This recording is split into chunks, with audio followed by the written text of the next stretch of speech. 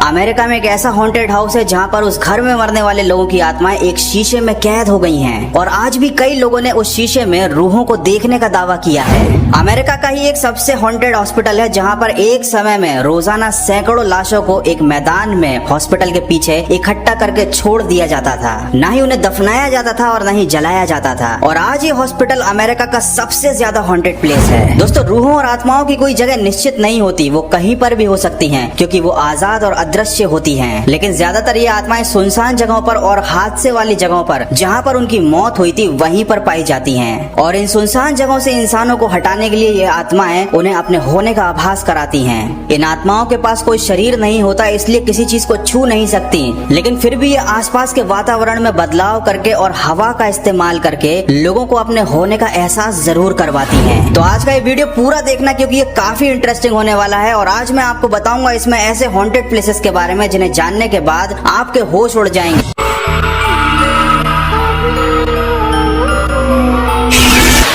संयुक्त राष्ट्र अमेरिका का सबसे ज्यादा हॉन्टेड प्लेस है बेवर्ली हिल्स। इसका नाम आप लोगों ने सुना ही होगा। इसको 1883 में एक अमेरिकी नागरिक मेजर थॉमस ने बनवाया था। इनके परिवार की मृत्यु इसी घर में हो गई थी और उसके बाद इस इमारत को हमेशा के लिए बंद कर दिया गया था। उसके बाद सन 1908 में इस इमारत को दोबारा खोला गया। इस इमारत को लोगों के इलाज के लिए एक अस्पताल बना दिया गया। तभी अमेरिका में एक विचित्र सी बीमारी फैल गई जिसकी वजह से लाखों लोगों की जानें जाने लगी। इस बीमारी को वहाँ पर सफेद मौत का नाम दिया गया था। इस बीमारी की वजह से अस्पताल में रोज सैकड़ों मौतें हुआ करती थीं। इन लाशों को अस्पताल से बाहर दफनाने के लिए भी नहीं ले जाया जाता था क्योंकि इनसे बीमारी ज्यादा फैलने की संभावनाएं थीं। इसीलिए रोजाना सैकड़ों लाशें इसी अस्पताल में इकट्ठी होने लगीं। लाशों की संख्या बहुत ज्यादा थी, इसलिए अस्पताल के मैनेजमेंट ने हॉस्पिटल के पीछे एक सुरंग बनवाई। इस सुरंग में से सारी लाशों को धकेल दिया जाता था जिससे वो सारी लाशें अस्पताल के पिछले इलाके में इकट्ठी होने लगी। बेवर्ली हिल्स नाम की जगह जब अस्पताल थी तब भी ये काफी ज्यादा भयानक थी क्योंकि आप खुद इमेजिन कीजिए कि रोजाना सैकड़ों लाशें अस्पताल के पिछले हिस्से में इकट्ठी हो रही थीं। समय के साथ साथ इस अस्पताल में बहुत सारी पैरानॉर्मल घटनाएं घटने लगीं। वहाँ पर काम करने वाले डॉक्टर और नर्सेस ने हॉस्पिटल के गलियारों में काले सायों को रात में भटकते हुए देखा। उस अस्पताल में लाशों को ठिकाने लगाने के लिए जिस सुरंग का निर्माण किया गया था उसके आसपास कई मरे हुए लोगों की आत्माओं को भटकते हुए देखा गया।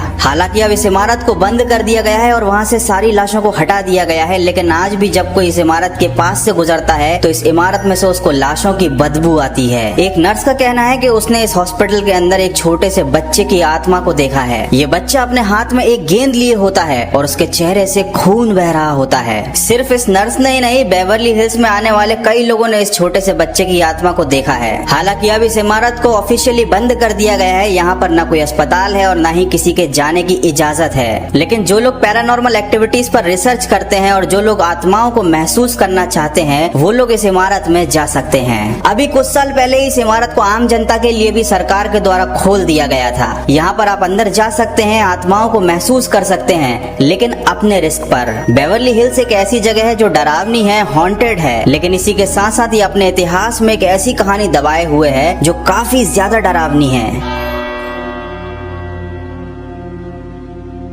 इसी इमारत की 5वीं मंजिल का कमरा नंबर 502 इस इमारत का सबसे डरावना और खौफनाक कमरा है। सन 1908 के दौरान जब इस अस्पताल में लोगों का इलाज किया जाता था तो यहाँ पर इस कमरे में एक नर्स ने फांसी लगाकर आत्महत्या कर ली थी। लोगों का ऐसा कहना था कि उस नर्स की आत्मा इसी कमरे में रहती है। उस नर्स की मौत के बाद कमरा नंबर 502 में करीब 29 से भी ज्यादा लोगों की मौतें हो चुकी हैं और यही कारण था कि इस कमरे को उस हॉस्पिटल का सबसे हॉन्टेड कमरा माना जाता था और इसको आम मरीजों के लिए बंद कर दिया गया था।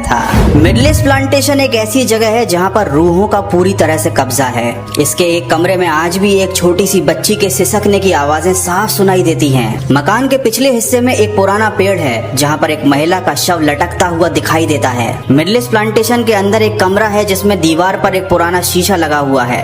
कई लोगों ने इस बात का दावा किया है कि इस शीशे में कभी कभी एक महिला का साया दिखाई देता है जो कि सफेद लिबास पहने रहता है। उसकी गर्दन झुकी हुई होती है।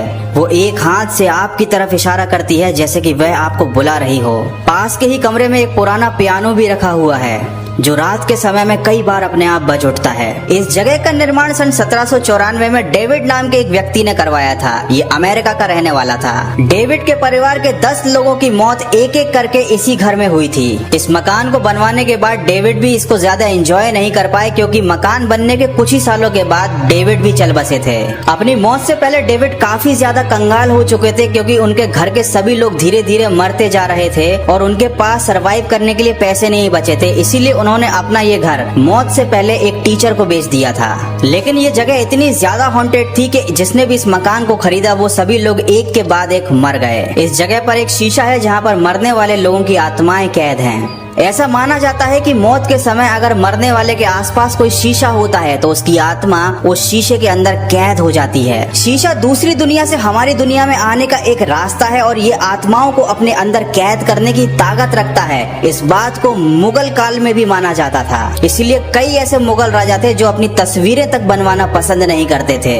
उनका ऐसा मानना था कि अपनी तस्वीरें बनवाना भी अपनी आत्मा को उसके अंदर कैद करवाने जैसा है। खैर, आपको क्या लगता है मुझे कमेंट करके जरूर बताइएगा। क्या वाकई में एक शीशे के अंदर किसी इंसान की आत्मा मरने के बाद कैद हो सकती है? तो ये थे अमेरिका के 2 सबसे ज्यादा हॉन्टेड प्लेसेस, मिडलेस प्लांटेशन और बेवर्ले हिल्स।